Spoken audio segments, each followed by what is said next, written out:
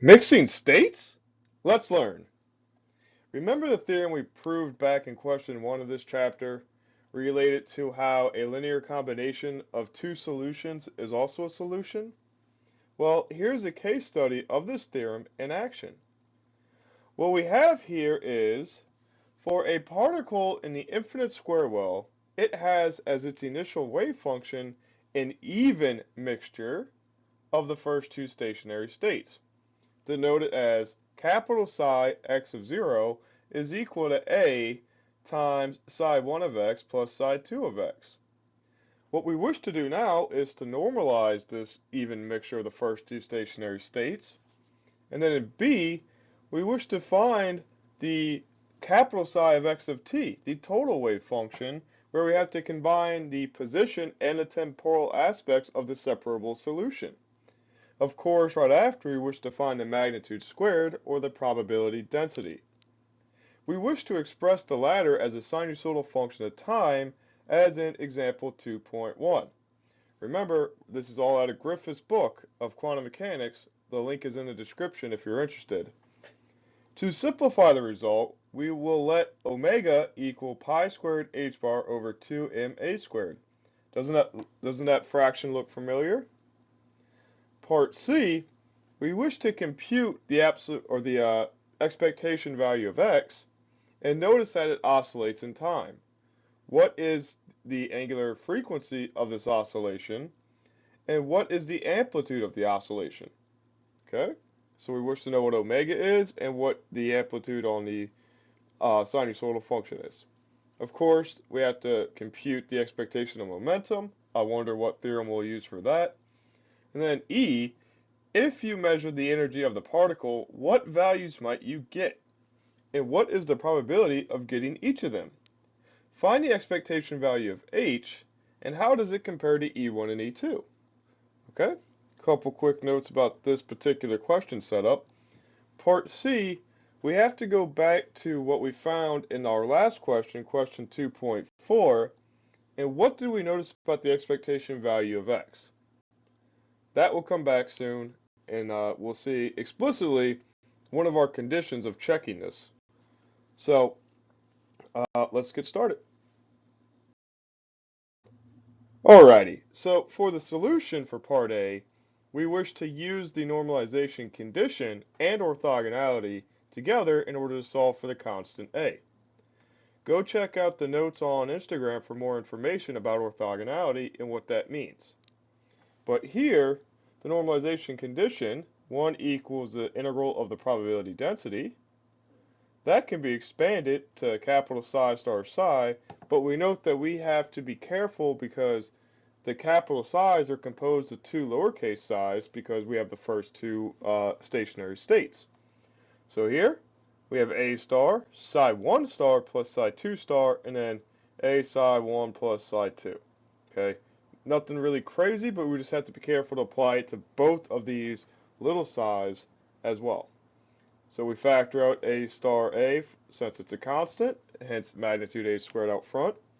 And now you see we have to distribute just like we would a binomial, and we see that we get a mixture of psi star 1 psi 1, psi star 1 psi 2, psi star 2 psi 1, and psi star 2 psi 2. Okay, that's a whole lot of mixture, but what's important to note here is that this is now where orthogonality can take its effect. Once we distribute the integral to each of these and we have a case-by-case basis, you see I color-coded them for a reason. Psi1 star psi1 is just the probability density of psi1. Similarly with psi2. However, what is it that we can do with the mixture of state 1 and 2 and 2 and 1? Well, orthogonality, which is needed in order for these solutions to be complete, are telling us that the integrals of those go to 0 because they're orthogonal. So a quick little tip there, whenever you have a mixture of states, if the indices don't match, you go to 0. So that makes this really quick and really easy to deal with. The reds are orthogonal because n equals 1 and m equals 2. They're different, doesn't work. Here we just have this normalization condition for each one, so we're good there, good there. Sum them together, you get 2a squared, And we see here that solving this for a just gives us a equal 1 over root 2. It's not like a math class where we have to rationalize everything. So this is a totally fine normalization. What I will point out here is that it's interesting here to note that the wave mechanics uses these integrals to express orthogonality, whereas in matrix mechanics or vector mechanics, we use dot products. Remember, for two vectors to be orthogonal, their dot product has to equal 0. So in a similar kind of abstraction, the integrals here have to be 0. So at least our conceptual checks are staying in line. Okay, interesting and cool to note. Let's pay attention to also the fact that this normalization of 1 over root 2 is what it is because it comes up in so much context when we were looking at superposition of states and other aspects that we will definitely see later. Please, please, please be aware that this is a big thing, and you will see it in other branches of science as well. They all come down to normalizing something, okay? But all this works due to the fact of we are able to have a linear combination, and the linear combination, along with some other things about being complete, allow for these things to be normalizable, and we'll see more of that when we get to the formalism of chapter 3. Alright, so enough with part A. We found our normalization. Let's move on to part B. We wish to find the total solution with the time exponentials. Okay? So again, we need to note here that the separable solution form is coming back. And we need to be aware of it for each state because each of them has a unique in or unique index. So the size we saw last time in 2.4, we know we need to introduce the time component now of phi, which is where the time dependence and the energy component becomes actualized in the total wave function. So we have our total wave function, we have the positional separation here and the temporal separation, or spatial rather, that's what I was looking for, spatial and temporal. And you notice that here I have to be careful to keep each temporal with its unique end state. So here for psi1 I have psi1. I'm going to need phi1 as well. Psi2, phi2. But notice that A is attributed to both of them since we have an even mixture of them. Okay? So in the color coordination for this, since we know what our explicit potential is, i.e. the infinite square well, we know what the stationary states look like. So I was able to factor out A from both terms, and I have a square root of 2 over A for both as well because I have a sign, but the arguments of the sign value change. So here for n equals 1, I have 1 pi. For n equals 2 for psi 2, I have 2 pi. Here, notice that the temporal part of the solution is an exponential, and it takes into account the energy level of that field, of the solution. So since I have psi1, I need to have E1 here. And since I have psi2 here, I need to have E2 here. Okay? This keeps everything in a unique perspective, or rather in their unique solution sets, and we can be able to distinguish them without combining them. Alright, so this is our linear combination, and now we need to execute on it.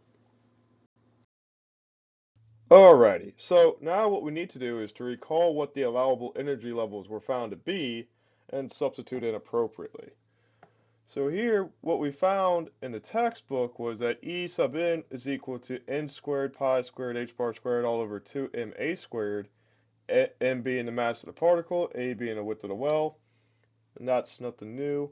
What we are doing here is kind of form matching because we were given a substitution in the question to make. So that's why we separate n squared and h bar squared with this fraction here, because we can substitute in omega. Awesome, awesome, simplifies it down. What we notice is of real convenience though is that we have E sub n over h bar is equal to n squared omega. So what we can do is substitute this into the equation we found last step and complete the formalization with omega. So that's what we do here. In this step, note that I factored out a root 2 over a from both terms. Easy peasy. This root 2 and this root 2 cancel, so just be aware of that. Here, when I do the substitution, be careful because we have the state of n equal 1 here, and 1 squared is 1, so that's okay. But here we had the second state, so we have to square the 2, and that's what gives us the 4 omega there. After that, you see that both terms have an e to the minus omega t in it, albeit we'll have to add it here, so we factor that out as well. So here in the purple, we have 1 over root a, which we simplified from these two things. We have e to the minus I omega t, which both red terms have at least one factor. So that puts us with a minus 3 here instead of minus 4, just as a heads up in case we're getting lost in algebra simplifications. Not too bad, but definitely worth noting. Okay, so now that we have the full wave function, we can go ahead and move on to the magnitude squared. And this time we can actually exploit the full complex conjugate because we have a time-dependent part here, which is complex. Cool, we like that. And what we'll see here is that when we set up the complex conjugate of this wave function, done so in this curly set of brackets, we have an I that goes to plus in front, and we have this plus 3 compared to the negative I and the negative 3 from the other set when we don't have to take the complex conjugate. Cool. We like that. Easy enough. It's a lot easier than dealing with some other forms of waves. But what we need to do here is, again, distribute. So I have a constant and a constant. We'll just bring them outside instead of distributing to each of them. Factor that out. Easy enough. We have sine that needs to go to sine. Sine that needs to go to sine. You've seen that before. It's a little hard to read here, but what we notice is that after the distribution, we get some nice cancellations due to the complex conjugates, which were as expected. Here, anytime I multiply the two exponentials together, I have to add their arguments. So since their arguments are the same magnitude but opposite sign, they cancel. And we have an instance of it here in the front for the factor constant, and we have it here from the distribution. Wonderful. Awesome. That makes our life so much easier.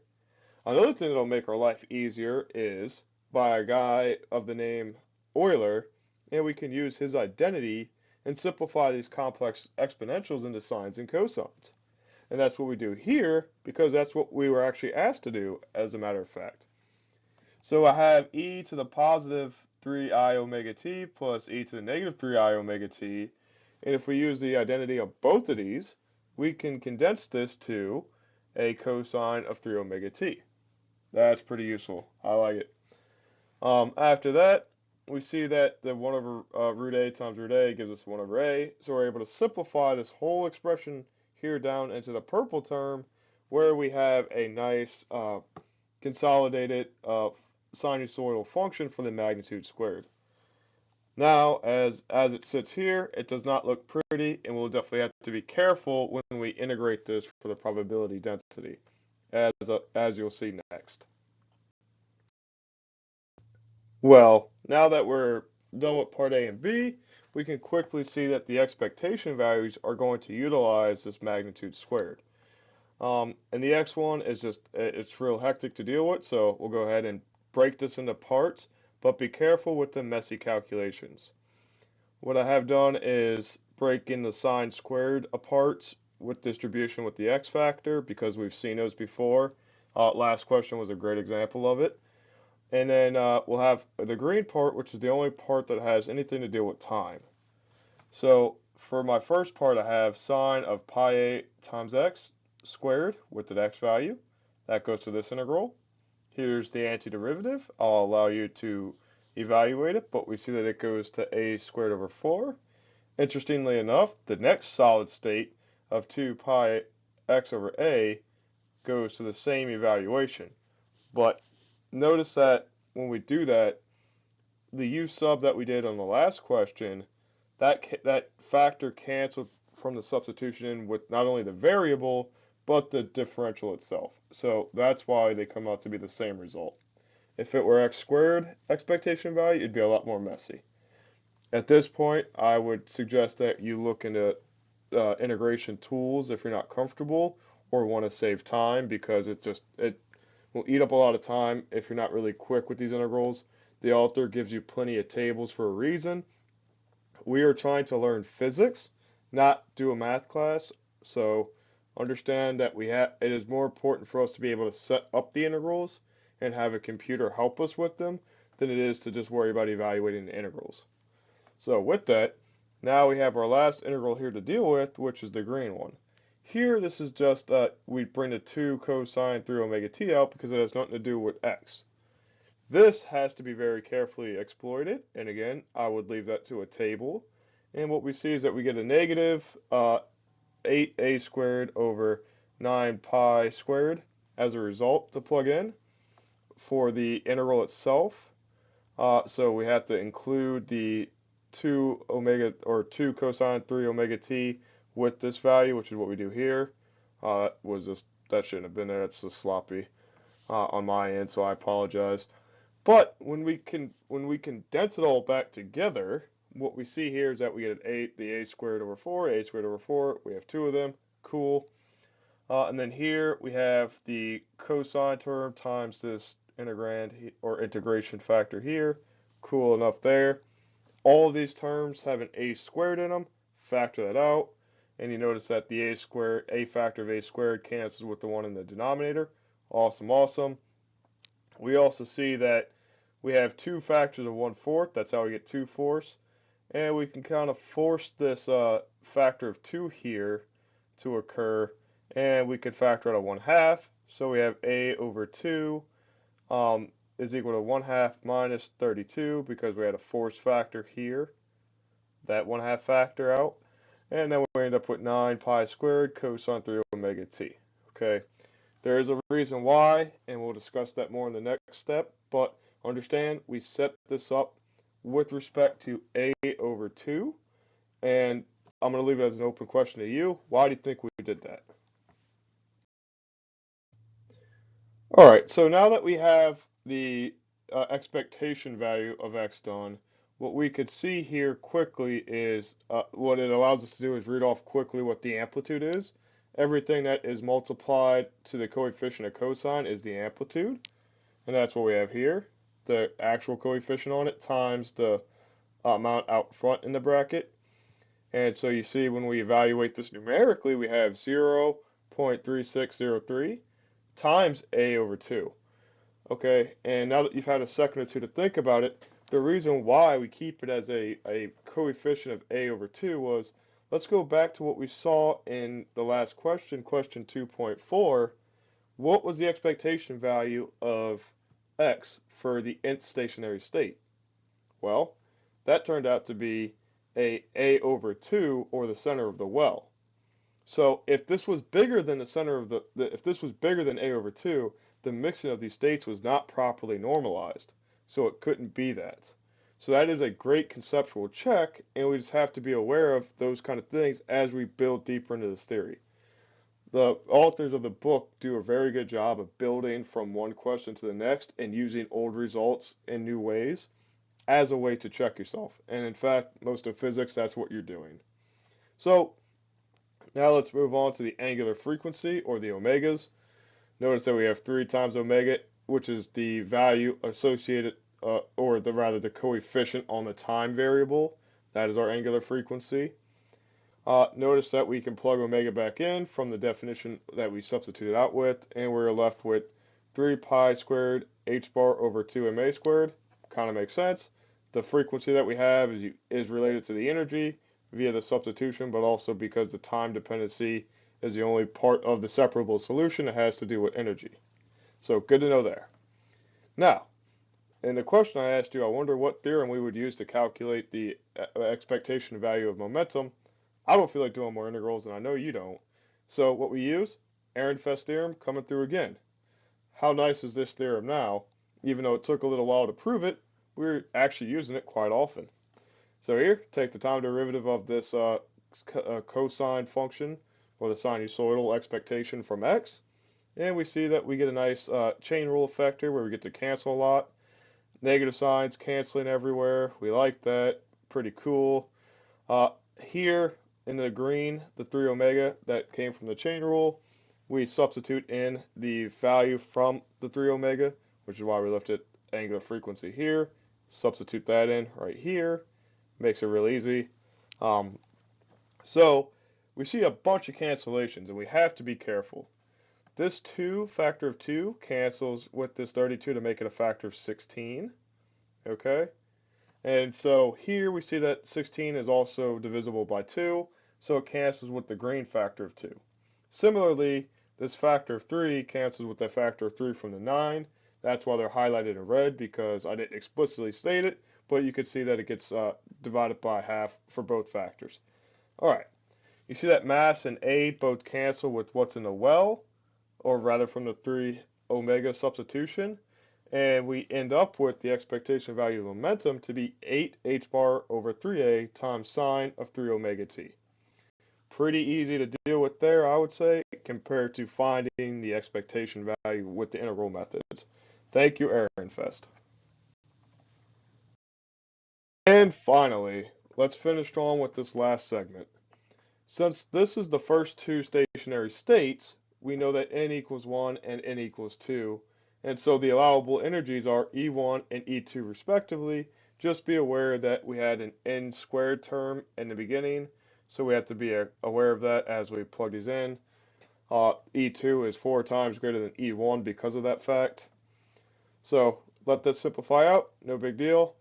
But we were told in the question that this is an even mixture of these states. Even being the key word. That is the key word. What this means is that I have an equal probability of state 1 occurring and state 2. So we know that the probability of those have to be 1/2 each, as stated here. And since we have two outcomes to worry about, 1/2 plus 1/2 equals 1. So the conservation of probability holds up and we are good. Moving on, so the expectation value of H is, well, what is H to begin with? H is the energy operator and is the left-hand side of the time-independent Schrodinger equation, or really any Schrodinger equation. It's just convenient to have time independence here for this chapter. But it is written as H hat psi equals E psi. And so the operator itself takes into account all those derivatives, much like the momentum operator did. We'll have more on this when we get to formalisms in chapter 3, but just remember that H leads to energy, and that's what we're after.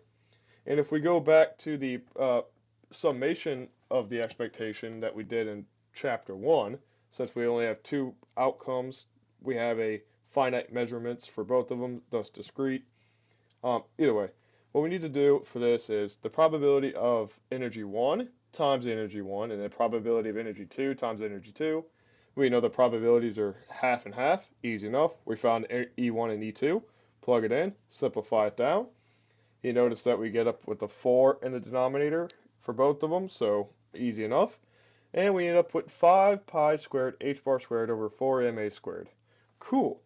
But doesn't this look kind of weird? And by weird, I mean, well, this is the average of the two allowed energies. So expectation and average are coming together in a nice harmony once again. That was a long problem, and I'm glad you stayed with it this long. If there's anything else I could help you with, just comment below. Until next time, happy learning.